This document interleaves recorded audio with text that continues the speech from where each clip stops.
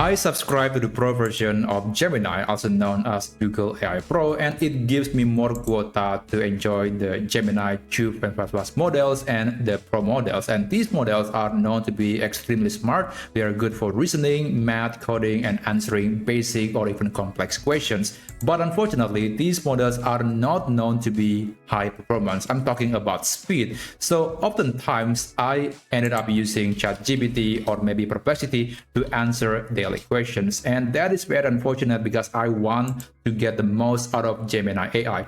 So recently, Google just released a new model from Gemini. It's called Gemini 2.5 Flash-Lite, which means it is a faster and cheaper model of Gemini.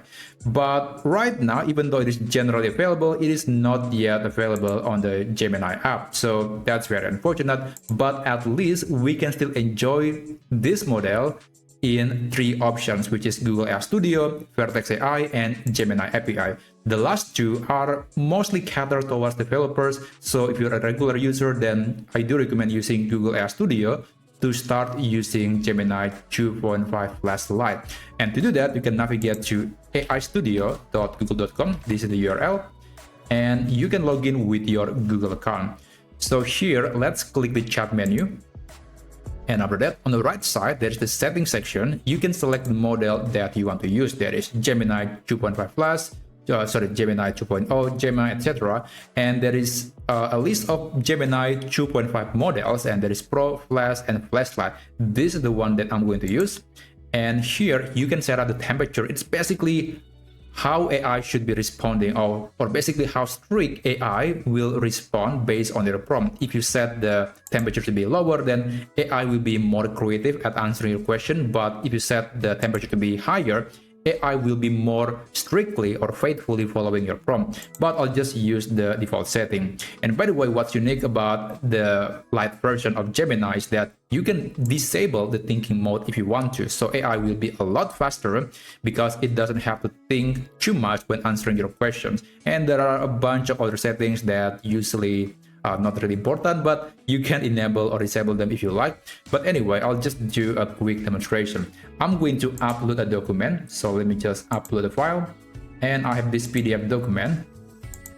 And I want AI to summarize this document. And remember, it still maintains the 1 million token context window. So that's really good. If you have a very long document, you can count on Gemini 2.5 Flash-Lite to read or even summarize that document. So please summarize this document in 5 bullet points. And after that, you can click run. Just wait for AI to read and answer the question. So as you can see, there is no reasoning and the answer is just much faster. It less than 6 seconds and I got the full answer.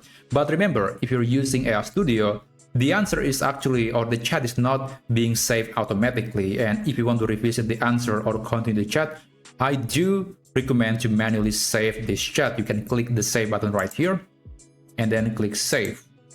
Now to see the chat history, you can click the history menu.